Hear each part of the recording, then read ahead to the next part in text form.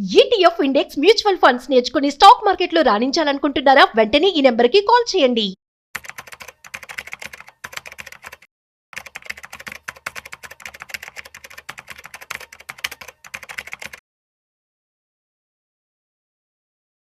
Sir artificial intelligence చూస్తున్నాం మనం, jobs అన్నీ పోతున్నాయి, ఏఐ వచ్చేస్తుంది, ఇంకా ఐటీ జాబ్స్ ఉండవు. ఐటీఏ కాదు, చాలా జాబ్స్కి కూడా ఇది ఇబ్బంది అని చెప్తున్నారు.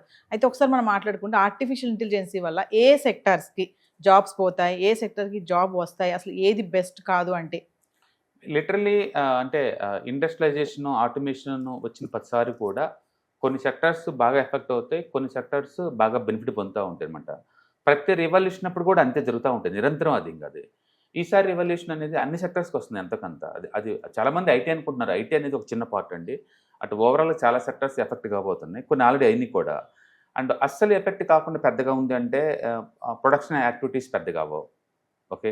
అండ్ రెండోది ఇన్స్టాల్మెంట్స్ అండ్ రిపేర్ సెంటర్స్, అవి పెద్దగా ఎఫెక్ట్ అవ్వవు. అగ్రికల్చరు అంత టూ మచ్ ఎఫెక్ట్ అవ్వదు. అండ్ కన్స్ట్రక్షన్స్ పెద్దగా టూ మచ్ ఎఫెక్ట్ అవ్వదు. అలాగే హెల్త్ కేరు అంత టూ మచ్ టైం పడుతుందంటే అది కూడా పెద్ద ఎఫెక్ట్ అవ్వదు. అలాగే ఫుడ్ అండ్ సర్వీసెస్ అది కూడా, అండ్ గ్రౌండ్ మెయింటెనెన్స్ అంటే పర్సనల్ కేర్, అవి కూడా పెద్ద ఎఫెక్ట్ అవ్వవు. ఓకే. అండ్ బాగా ఎఫెక్ట్ అవుతాయి అనుకుంటే మాత్రం ఆఫీస్ అండ్ అడ్మినిస్ట్రేటివ్ వర్క్స్ బాగా ఎఫెక్ట్ అవుతాయి.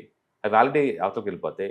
Next architecture engineering and computer and technology, అంటే business and finance and management, and తర్వాత life and social sciences, and legal and education and library, arts and media, ఇలాంటివన్నీ సివియర్గా effect అవుతాయి. Effect ఇప్పుడే start అయింది, but later on ఏమవుతుందంటే art and media మొత్తం occupy చేస్తుంది.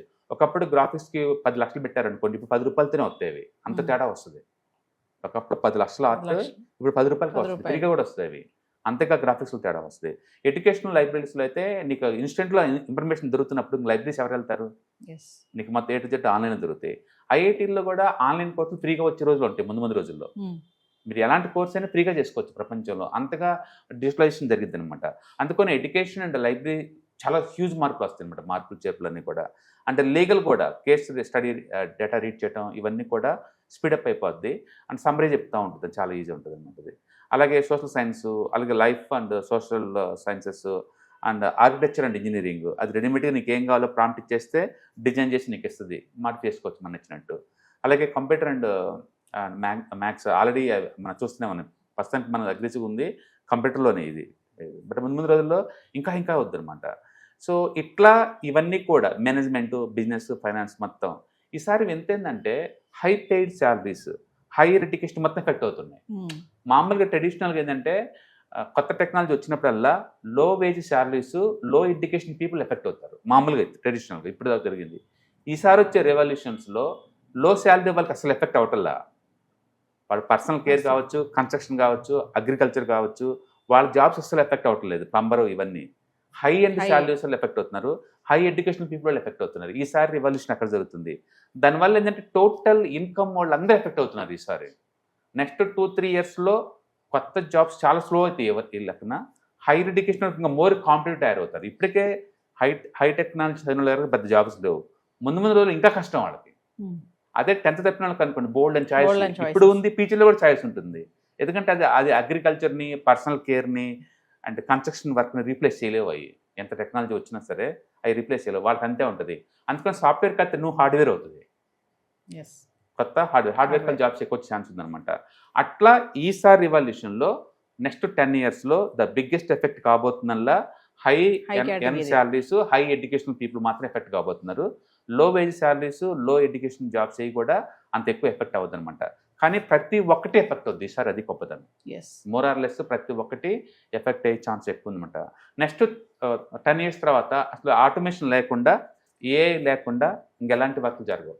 ఇట్ లుక్ లైక్ యాపిల్ వచ్చిన తర్వాత అందులో మ్యూజిక్స్ మొత్తం రీప్లేస్ చేసింది, మెసేజింగ్ని రీప్లేస్ చేసింది, క్యాలెండర్ని రీప్లేస్ చేసింది, అలారంని రీప్లేస్ చేసింది, ఆటోమేషన్, ఫోటో కెమెరాస్ని రీప్లేస్ చేసింది, మిర్రర్ని రీప్లేస్ చేసింది.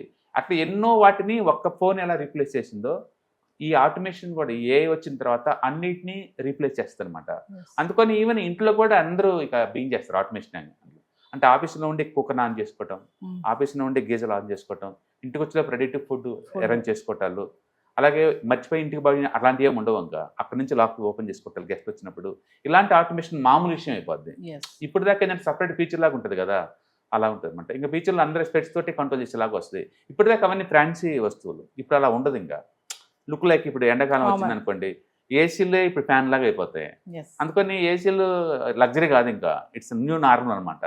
అలాగే ఏఐని వాడటం అనేది న్యూ నార్మల్ అది ప్రతి ఇండస్ట్రీకి కూడా. ఈసారి ఏంటంటే హై ఎండ్ శాలరీస్లు అందరూ ఎఫెక్ట్ అవుతున్నారు. ఆఫీస్ వాళ్ళు, ఆటోమేషన్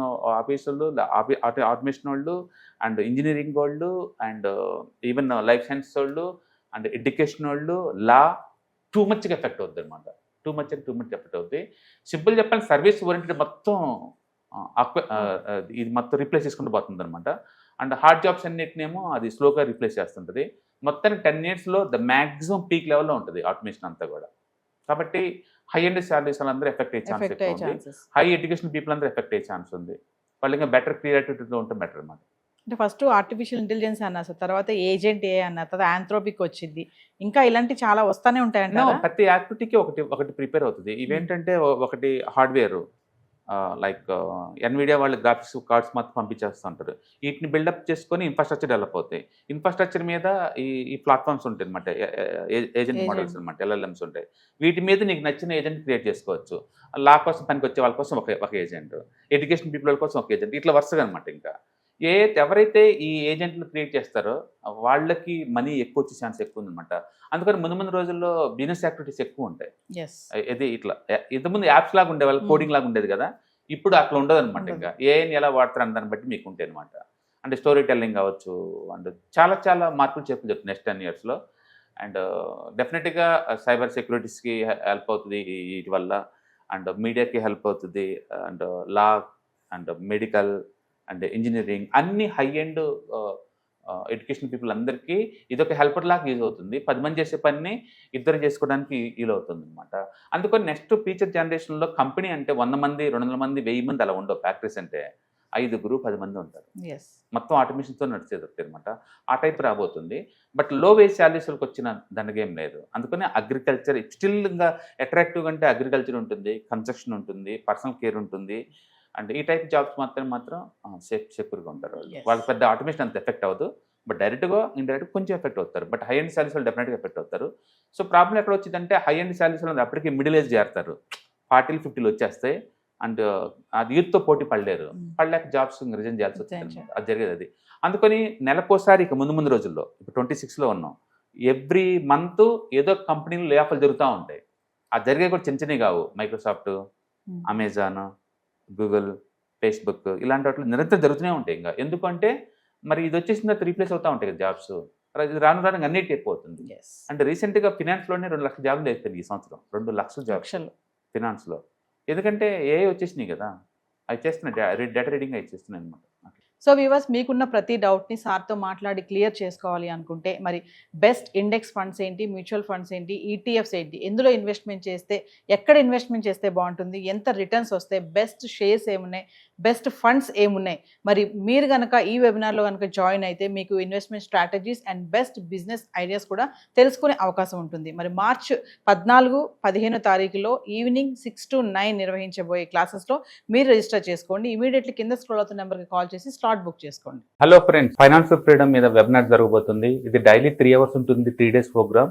దీంట్లో మీకు ఫైనాన్షియల్ ఫ్రీడమ్ ఎలా సాధించవచ్చు via with ETFs, index funds, mutual funds ద్వారా డీటెయిల్ గా ప్రాక్టికల్ వేలో మీకు ఎక్స్ప్లెయిన్ చేయబడుతుంది. అండ్ దీంట్లో ఎనీ డౌట్స్ ఉన్నా సరే ఇమీడియట్ గా వెబినార్ లోనే ఎక్స్ప్లెనేషన్ చెప్తారు. అండ్ అలాగే మ్యూచువల్ ఫండ్స్ ఎగ్జామ్స్ ఎవరైనా రాద్దాం అనుకున్నా సరే, మ్యూచువల్ ఫండ్ డిస్ట్రిబ్యూటర్ గా మీరు సెటిల్ అవ్వాలన్నా సరే ఎలా చేయొచ్చు, వాటికి సంబంధించిన డీటెయిల్ ఎడ్యుకేషనల్ వివరాలు మొత్తం కూడా ఈ ప్రోగ్రామ్ లో డీటెయిల్ గా చెప్పబడుతుంది. కాబట్టి ఎవరైనా సరే ఈ వాలటిలిటీ ఉన్న ఈ స్టాక్ మార్కెట్ లో స్టేబుల్ గా ఉండి అండ్ మంచి returns via with ETFs, index funds, mutual fund ద్వారా ఎలా సంపాదించవచ్చు, ఎందుకు ఇవి ఇంపార్టెంట్, ఫైనాన్స్ ఫ్రీడమ్ కి ఎలా ఉపయోగపడతాయో ఇవన్నీ కూడా డీటెయిల్ గా ఎక్స్ప్లెయిన్ చేయబడుతుంది. కాబట్టి ఎవరైనా ఇంట్రెస్ట్ ఉన్న పార్టిసిపెంట్స్ అందరూ కూడా ఈ అవకాశాన్ని వినియోగించవలసిందిగా కోరుతున్నాను. Thank you.